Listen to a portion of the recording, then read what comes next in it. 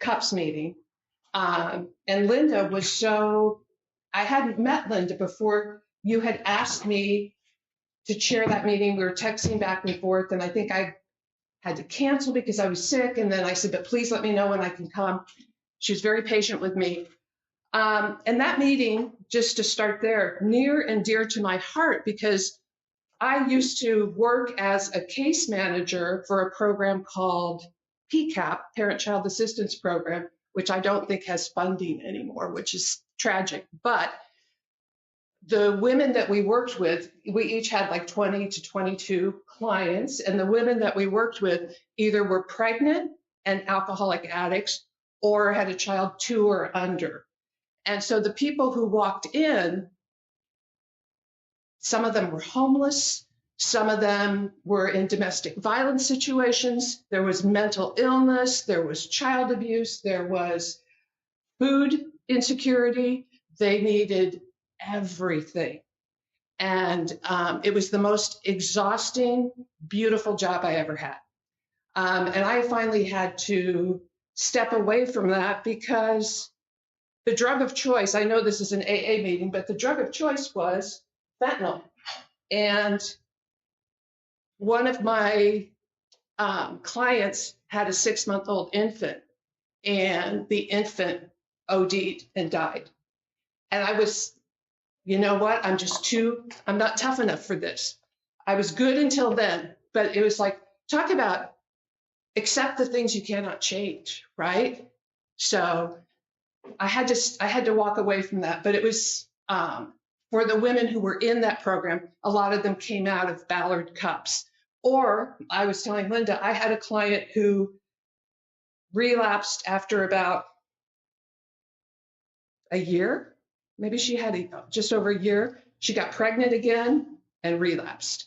And so she got to come back to the program, which is a privilege. But after, just because we know we're an alcoholic doesn't mean we're ready for treatment, doesn't mean we're ready to surrender, doesn't mean we're ready to be done. So that's how I've been connected to all this. But my sobriety date is March 7th, 1992. So I've been around a little bit. I got sober at an Alano club in San Jose, California, at the Alano West. And Linda and I were chatting before the meeting. There's a particular smell in an Alano club, or at least there was back then, because when I came in, you could smoke. And there'd be like one table in the back of the room. That's the non-smoking section. And now there's no smoking in any public buildings like that in California. But that's what I walked into, right?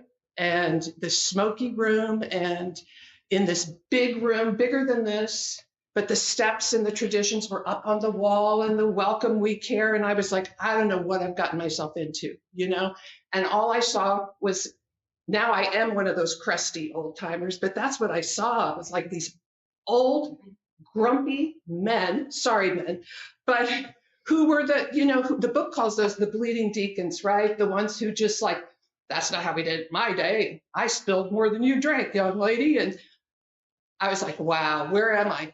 But fortunately, I got the idea, and this was pre-internet, right? Like I got sober in the 20th century, and you had to find a directory and figure out where the meetings were. And you didn't have a smartphone and a GPS, and you'd figure out how to get there. But someone said, if you don't like this meeting, find another one. Because each meeting has its own personality, its own flavor. And eventually I did. I found my people.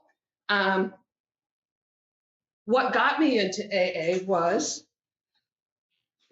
I had a very, my early childhood was incredibly violent. There was a lot of abuse. My mother, who I now know was an alcoholic addict with untreated mental health issues, lost custody of my brother and sister and I when I was very young. I was like 6 years old, because I opened my big mouth. I told somebody outside of the house what was going on in the house. And if you're in that kind of a dysfunctional, insane situation, one of the rules is you don't tell anyone, you don't talk. You just don't talk about it. And because I did, it started this whole uproar. This was in the 60s in a small town in the Midwest. And there was no such thing as child protective services. Nobody even knew what child abuse was. It was just a different time. And people thought, you know, you want your kids to behave, you just smack them around, you know, but this was way beyond smack around. It was broken bones and concussions. And I spoke up because I was afraid that eventually they would kill us. I was the middle. I had an older sister, younger brother, and I don't know why, but I would try to divert the anger to me so my brother and sister could go hide, you know? And I've spent over 30 years in Al-Anon trying to sort that shit out, right? Like, what was that about? Now I know what that was about. So anyway, our mother lost custody of us, but she didn't go into treatment. There weren't treatment centers back then. She just vanished, right? Just vanished. So bless his heart, my dad was a single dad before anybody knew what that was, right? And he had these 3 kids, and he was a long haul truck driver, and he didn't have help. He didn't have support. So I stepped in to become like the mom. I'm 7 years old doing the laundry, cooking dinner. Now I think, how did I know how to, or why did I do that? I don't know. But that was my role in the family, was keep everything going, keep everybody fed and alive and going to school and all that stuff. So, but that meant, boy, talk about resentments I didn't know I had. You know, I lost my childhood. I became an adult at like 7. And so I was a little overachiever because I thought if I'm perfect, nothing bad will happen. But that's a child's view of what was going on, right? So I just knew that sometimes mom would smell like booze and act really crazy and violent. And I had no idea what was really going on. I just knew I was scared. And then my life became very hard, you know. So what I decided to do was try to be as perfect as I could be. And I hear this from a lot of alcoholics, a lot of the women who I sponsor. We have this crazy, and I'm sure this happens to men too, this crazy self-talk that says, if I'm not perfect, right, I can't ask for help. I can't let anyone know that I really don't know what's going on. And if I'm not perfect, then I have no value as a human being, right? And now I know that's bullshit. That's not true. And happily, I have 3 adult kids now, and you know, they grew up in the program. And I was able to say to them, listen, only God is perfect. We're human. The important thing is to own what you do. If you make a mistake, admit it. If you harm somebody, admit it. I got that from the program. And then try not to do that again, right? Try to change your behavior. And we don't have to be perfect. So fast forward, I started drinking. I think my first drunk, I was like 10 years old, and it was orange Kool-Aid and Canadian Club bourbon. If you want to party, let me tell, right? In a tent in my backyard. And it just was like, my dad wasn't a drinker. People would give him bourbon like as holiday gifts or something, and he would just shove it all up in this cupboard. Somehow I knew I wanted to get into that. We were in a tent in my backyard with some friends, and I threw up and passed out. And the next morning I thought, I can't wait to do that again. Let's do that again. Instead of thinking, that's crazy, that's crazy. It didn't taste good. It didn't feel good. Anyway, I was off and running after that. So, and my story includes, like most people our age, our generation and younger, I smoked a lot of weed because you could get it. I couldn't go into a liquor store when I was 12 years old in central Illinois and buy booze, right? And I wasn't a kid who was like, I wasn't hip to like, you go in and shoplift, or I don't know. Now I know all these tricks from sponsoring all these women. I'm like, oh, that's how you did that. That's how you did that. But I knew where the drug dealer was, right? I knew how to, and let's face it, back then it was crap weed, but I had to change how I felt daily. And that just became normal for me. Straight A student body president, overachiever, stoned or drunk every day. Now, I did the overachieving so I would have some self-esteem, I thought. That doesn't really give you self-esteem. I've learned in the program, it's doing esteemable acts gives you self-esteem. Working the steps, honestly, doing a rigorous job of cleaning up your stuff and figuring out who you are and what's my part in it. That's where, for me, that's where self-esteem came from. And finding a power greater than myself that could restore me to sanity. So that's where that was. Went to college. True story. Okay, so I was the first person in generations forever in my family to go to college, right? And I only applied to 2 schools, the University of Illinois, and I had a full ride, everything paid for.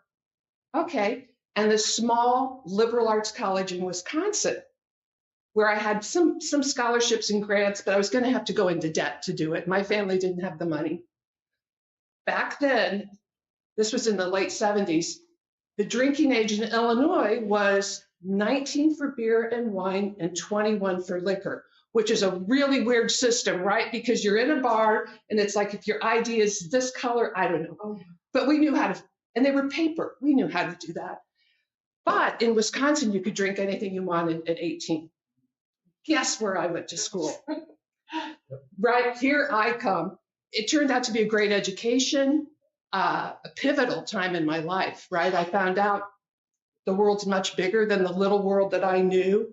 If I could have, I would have stayed and just, I loved art history and archaeology and philosophy and just all the humanities, like bring it, But then you graduate and it's time to go get a job or do something with your life. I ended up from Wisconsin, I landed in the Bay Area because that's where my car broke down in San Francisco. The transmission fell out of this old beat up POS car that I was driving around. And so that's where I landed.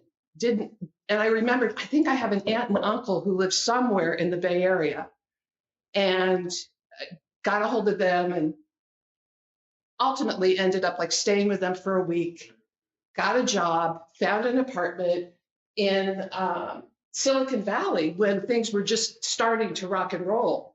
I got a job at a startup computer company. It seemed like there were just a lot of change and a lot of, forward motion. And I was really excited by what was going on, right? But at that startup computer company, we drank every day lunch. That's 2 or 3 drinks, right? It seemed like that was part of the culture. And there were a lot of drugs too, because those programmers liked their uppers, Coke, whatever they could get. So that was that scene. So here's the point. I met a guy there who was one of the original employees of the startup. We fell in love. We got married. And when I got sober, I had 2 children. My oldest 2 were 2 and 4. I had able to stop drinking when I was pregnant, but the minute those kids were born, I was like, I proved it. I could go 9 months, right? I knew I had a drinking problem. I did not know it was a disease. I did not know it was called alcoholism. I thought alcoholics were people who lived, over there. I had a family and a house and a car and a job and all this stuff, but inside I was a wreck. My bottom was a very spiritual and emotional bottom. Just like I quit drinking thousands of times. I'm not going to do this again.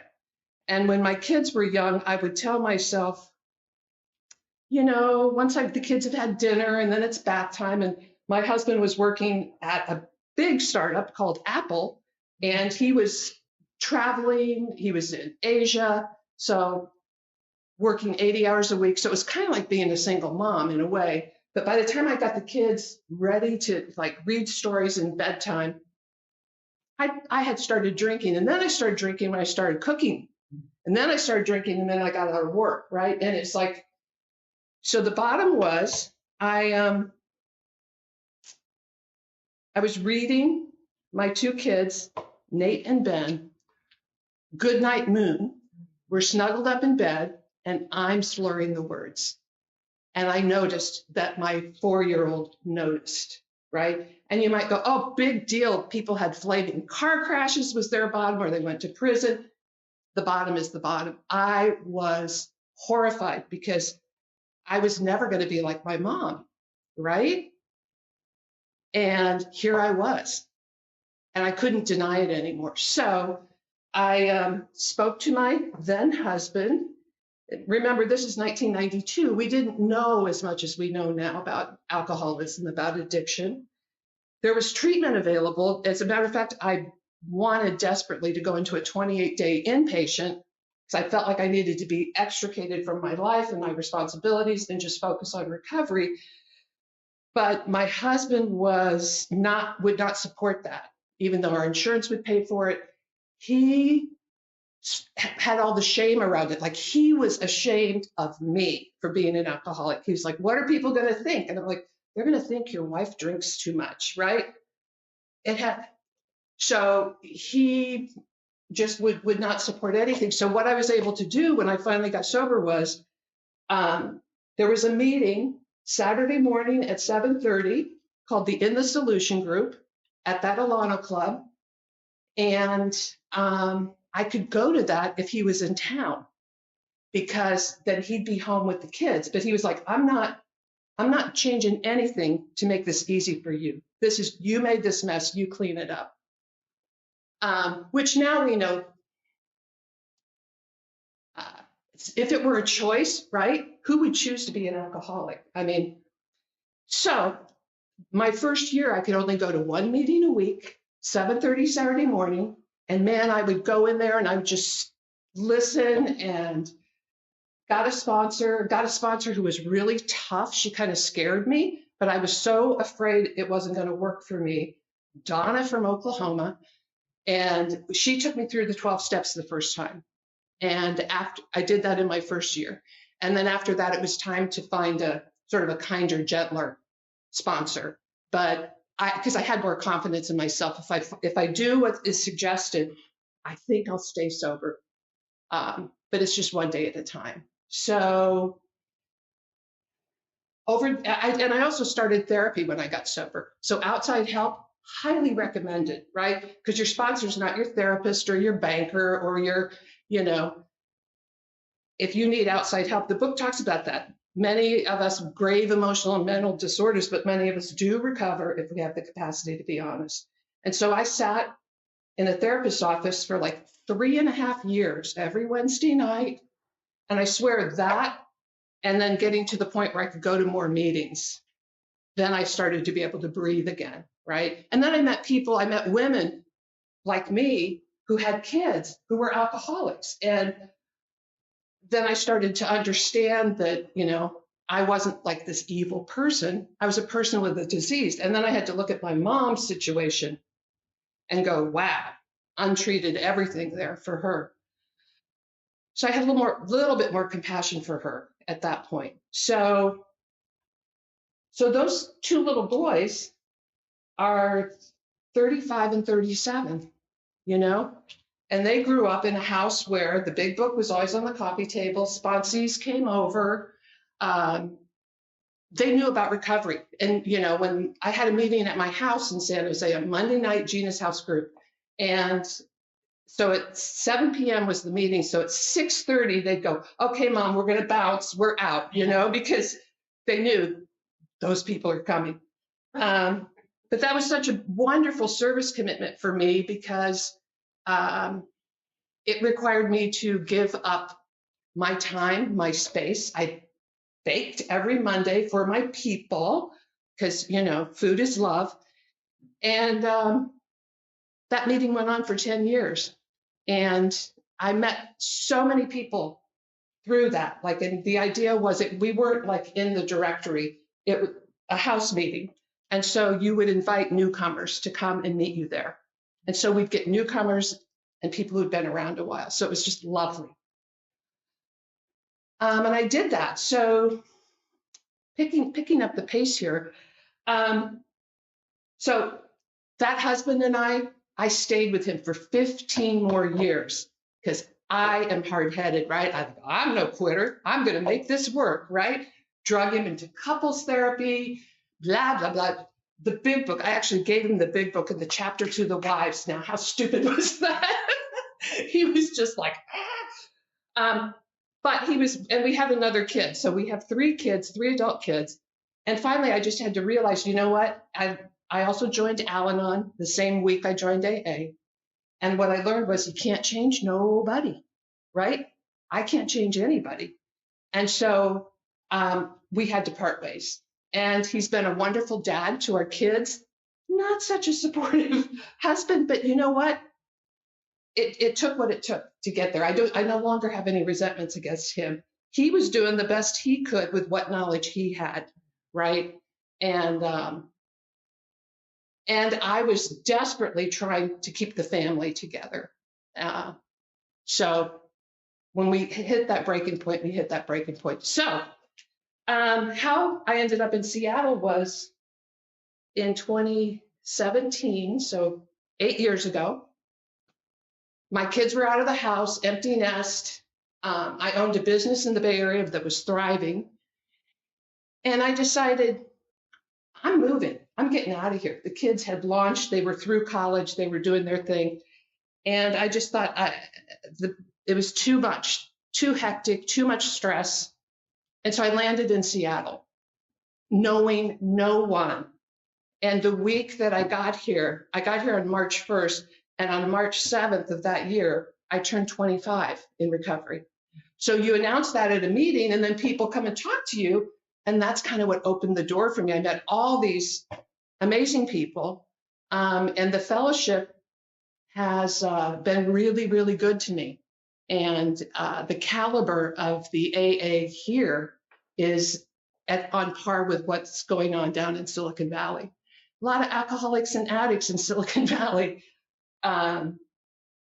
So I moved here. Life was chugging along. Things were good. And then in 2000, COVID hit. I don't know if you guys remember. No, we didn't really know what was going on, right? It was just like we were washing our groceries and how long is this going to go on? A couple weeks, couple months, blah. So during that period of time, my business in San Jose shut down because we were not allowed to work. We were non-essential workers. I owned a business. We did interior design and staging. Loved that job. Creative. I had built it from nothing. 15 years. I was like, I'm rocking this. And I love the people who work for me. It was amazing. And we ended up closing after straggling, hanging on for about a year, right? That was like a death. That was grieving. And then in 2021, just as I was sort of like getting back on my feet, figuring out how can I turn this into a virtual thing, and because initially people didn't know what the heck Zoom was or a virtual meeting. Now it's everywhere. I had a chest X-ray random in the hospital, just a quick check. I didn't have any symptoms, but it was after a surgery. They found a mass in my right lung, the size of a fist. And the radiologist was like, yeah, you need to go get a scan like right now. And I was just like, what is happening? And it's a very rare form of lung cancer. Only 1% of all lung cancers in the US are this kind. And it comes from your endocrine system somehow. I don't know.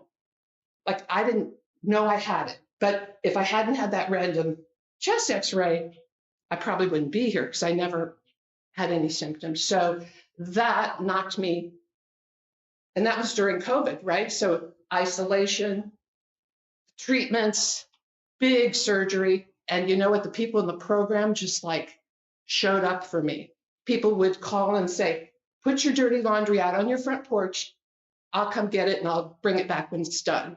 Or they drop off food, or they drop off books, or they drop off, I'm a dark chocolate fiend. They drop off dark chocolate. People just showed up in a way I couldn't believe. And I don't think I would have made it through it without that support. And then A couple years later, I had a stroke in the middle of the night, woke up at 3 o'clock in the morning Googling stroke symptoms, the whole left side of my body was numb.